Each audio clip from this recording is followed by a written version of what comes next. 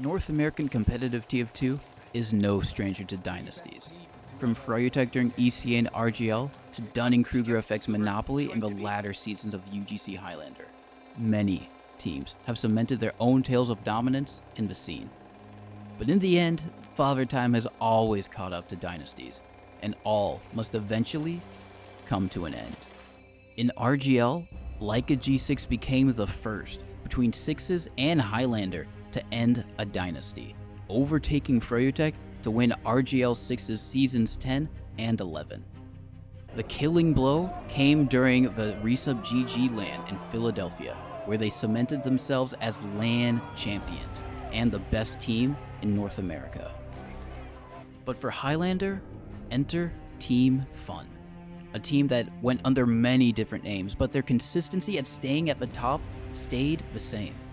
Featuring some of the best players on their respective classes, they together were trying to give Father Time a run for his money. Way back in RGL Season 7, a miraculous win from the old guard, Def Joe's Memento Mori, shook the Highlander scene into uncertainty. There no longer was a clear and definitive best team in Highlander. With a chance to claim glory, new and returning teams would recycle players and reform under different names. But more prominent was one team, one that featured past invite champions, namely those of the Hood Naruto squad, with the likes of players of Logan, Hunter, Bowl, Jacob, Lenny, Blake, and more. This group of players, with the additions of other players like AGB, Hyphen, Honesty, and Joey Lemons, would dominate the Highlander scene for seasons to come. And it's not like these players were forgettable. No, these were some of the most storied players in Highlander. People like Jacob, also known as Demento, whose brain for the game and information gathering and main calling playstyle were crucial in making the decisive game-winning calls. There's a saying that as long as Jacob was playing in the season, a championship would go to that team. Jacob's mind for the game was unmatched. I mean, look at this clip for example. Will probably play better on this map than Brute, but I still think their inherent game style of sitting around doing nothing is true. But I think in this case we can actually collapse on them. Their med I think is going to run the spawn a lot. So when we're chasing, try not to look for their med. Look for things hiding close. Yeah, just get picks because I don't think June's going to be catchable a lot of the time. Okay. Jacob already has an idea for how the enemy team will play and is able to relay that to his team to get them on the same page. Then you have someone like Lenny on Sniper, who stood atop the Highlander Crucible. His abilities with the sniper rifle were inhuman and earned him the reputation as the best sniper in the current Highlander era. To put in perspective just how impactful his presence was, the More.tf Season 16 summary showed that Lenny averaged 1.14 kills per minute, far and beyond that of his peers. I'll hit 40, I can't, I'm low, guys, I'm low. I got sound. That was really bad. Play slow, play slow. That's dead. Spire, Fox. He's EDR. Sniper shutter still. Oh, Sniper died. Nice. Spire, Nice shot. Holy They wiped. He's in our shutter now. everything getting shit on. Too good, man. It's unreal. Playing around shutter now. There's much more to talk about, but succinctly put, as long as they were together, Team Fun would dominate. And it seemed like no one would stop them anytime soon. But in the background was a team tired of playing second fiddle to Team Fun, fighting against their shortcomings. This team would falter every time, but in their minds, nothing would stop them from reaching their goal, to win the championship and end the Team Fun dynasty. This is how Witness Gaming finally claimed glory.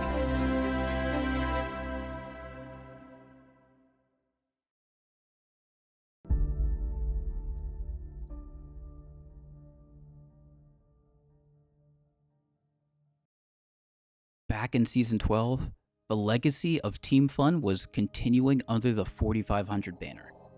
However, a team had begun to form under a mist that eventually thickened into the Fog. This roster consisted of players coming from a competitive Sixes background like Exile, Toy, and Ether. There were also newer players to invite Highlander in Mujet and Phish from Amigos dos Amigos. The roster was then rounded out with long-tenured Highlander players seeking their first win in Marty and Melon. I was just under the impression that we were gonna, run it back for another season with like a very similar roster. And then I got a message from, I don't remember if it was Melon or Exile, but it was one of the two, or Marty even. It was one of the two saying, hey, we're making a team, we're looking for a spy and sniper, and we wanted to try you out, and we wanted to try Mujet out, because we know that you guys would only play with each other. So they asked us to play, and we said, okay, like we'll give it a try. And yeah, we tried out. They really liked us.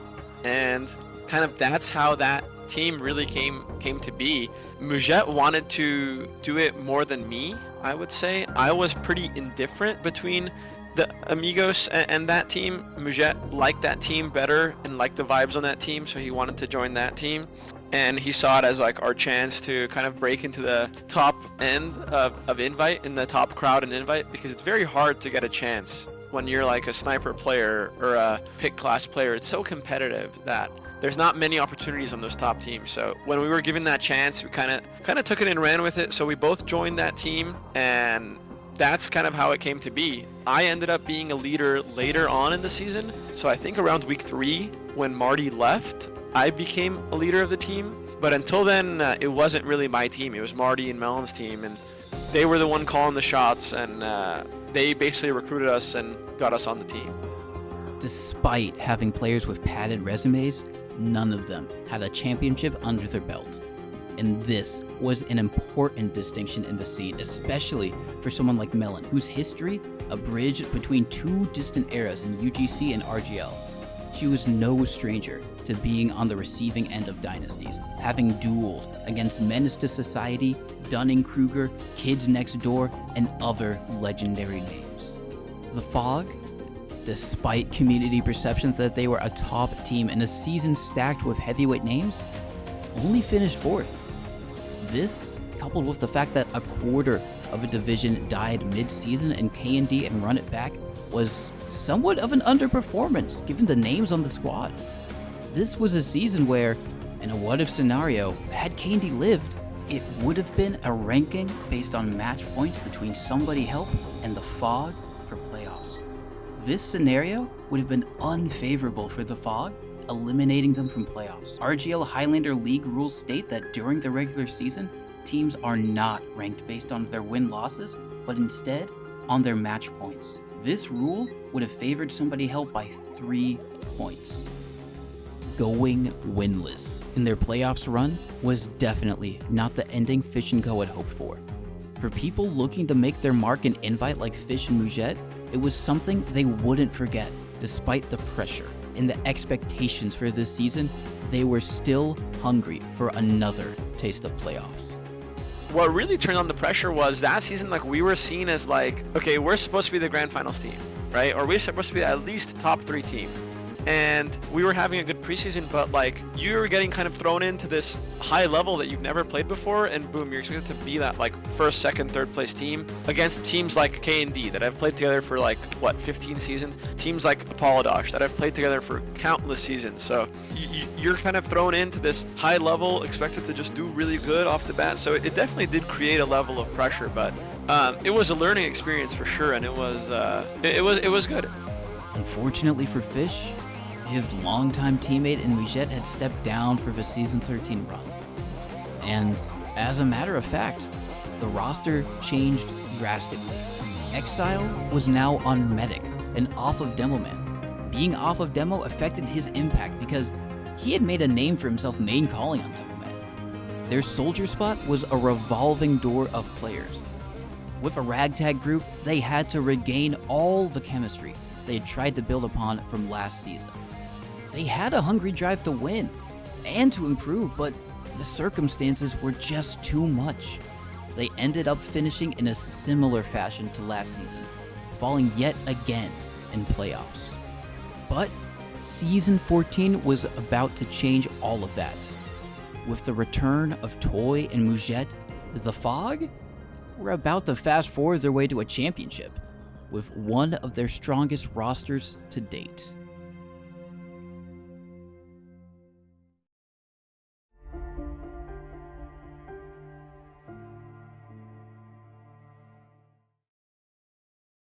enter the majority of the many names we'll be seeing moving forward. With Toy and Mujet, 6 of the 9 original Fog players had reunited under the team name Fast Fourth. This time, they came prepared, with more experience and growing chemistry between the 6. But they still needed 3 players that could complement the team.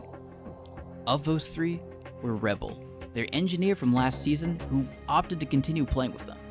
They also got Blank from Team Fun to join the crew on Scout. He was looking for a new challenge after an undefeated season, and he had established himself as one of the best scouts in the division. And Poseidon, the jack of all trades, filled the final gap. A scout, a sniper, a soldier, a wearer of many of her hats, but this time, he would be playing the heavy class. One change this season would also widen the playing field. Lenny, arguably the best sniper in the recent season of RGL, had taken a step back.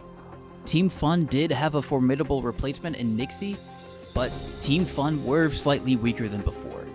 Still, they were the heavyweights and the defenders of the title.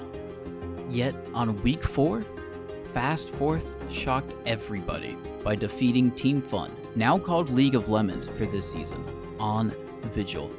Mujet pulled off a masterclass, outclassing Nixie with a 38-20 sniper scoreline and dominating the game.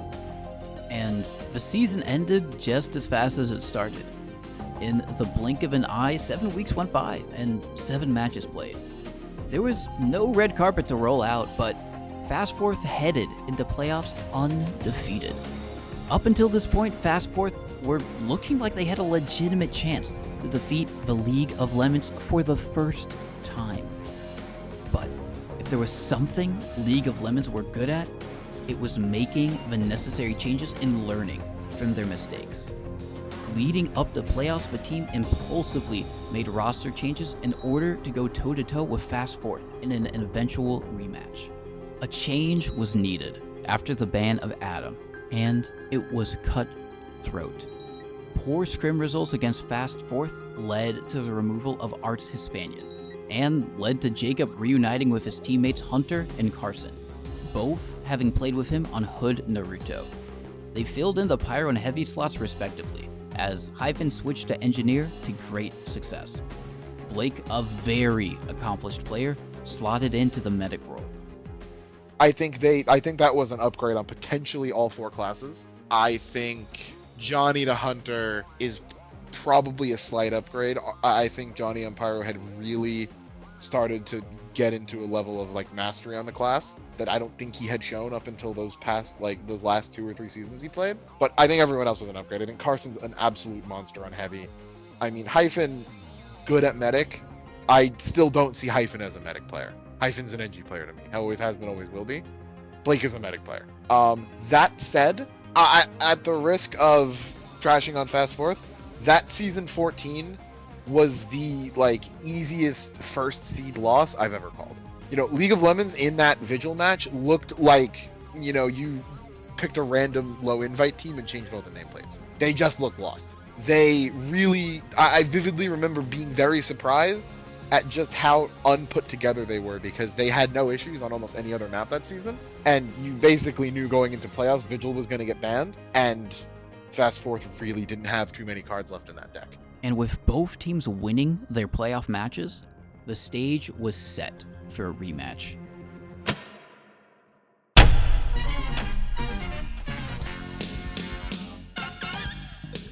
Fast Fourth was hungry for revenge, and League of Lemons were looking to retain their spot at the top. With the aforementioned roster changes in mind, League of Lemons had thrown a wrench into Fast Fourth's entire game plan. With a stronger roster and playing on maps that suited their strengths, League of Lemons quickly regained the throne and knocked Fast Fourth to the lower bracket. And in the eventual rematch in the grand finals, the first map of Products saw Fast Fourth down 0-2 in a matter of minutes. The experience and the resilience of players like Ether and Exile were able to keep Fast Fourth in the game. With the Highlander rule set allowing for halftimes, the team mentally reset. Side of Fast Fourth, worried about Nixie taking their heads off. AGB gonna go down first though. That's a good kill and good reflex with Toy 4. Yep, Jacob finds his man again. Big rocket forces that Uber to come across. Blake 100% sitting pretty behind the house. Ether looking for the med, can't find him. Tries to jump back, but Ubered onto. Now coming through Wish and Joey taking it deep into concrete. No kills so far. They do get the kill onto Mujette, but Wish will pay for it with his life. If they have the kill, but we're dead in Exile finding Blake with the stickies out in main, not able to escape.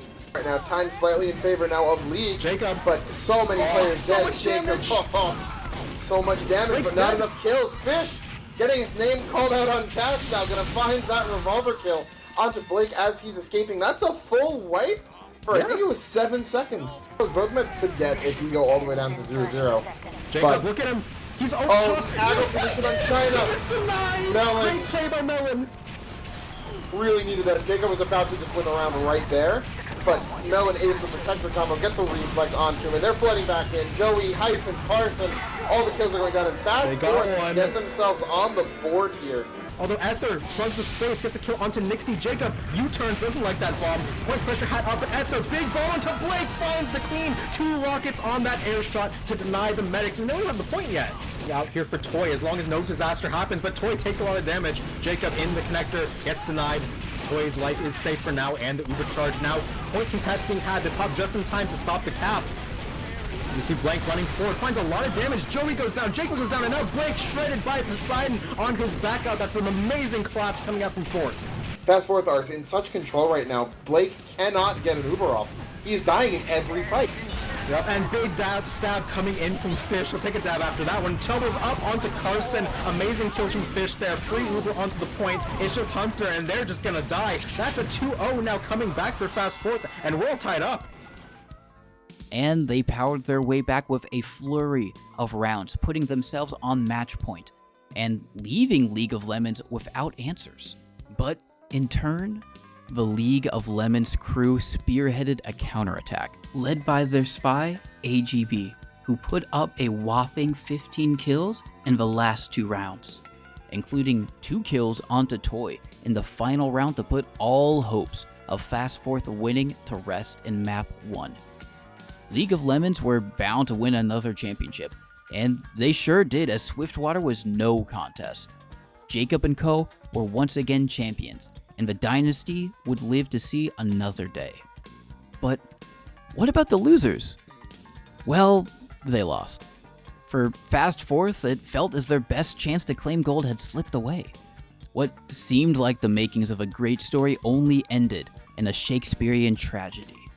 And when the light shone on him the brightest, Phish collapsed under the pressure. Compared to his counterpart in AGB, Phish had one of the worst performances in his career, and it's something Phish would never forget. The experience humbled and grounded him into reality. I really believe that I could have done better, but yeah, I think it was a lack of experience for me because I had never been there before. I was, maybe I was nervous, and I remember that product being like so insanely foreign and feeling so insanely foreign and so insanely difficult for me because like playing against Carson, Hunter, Demento Soldier, and it was, Hyphen, all on product, like with how good their spy checking is and their spy timings and their calls, like it was very hard for me to get involved in that game. And I remember feeling like if I did a little bit better on this product, I could have won this game, because it was such a close series and I didn't perform well. And after that, I was like, damn, maybe it was my fault we lost. And obviously, I'm not a player to blame other players, so I was kind of feeling that. And I knew I had what it takes to beat these guys. And I knew that I had, I was just as talented or if not much more talented than these players. And I could, if I just focused up and I just played correctly, I could have won that match. If there was something to find solace in for people like Melon and Ether, this was their best Highlander achievement to date, and one to not discount, despite what could have been.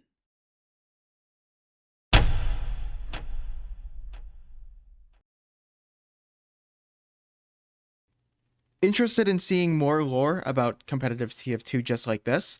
On Fireside, we have a memberships platform that you can subscribe to by pledging a monthly amount of dollars. By doing so, you have access to all these perks on the screen, and not only are you getting access to all these perks, you're funding the future projects of Fireside, such as content just like this. Once again, thank you all for watching this video, and we'll see you next time.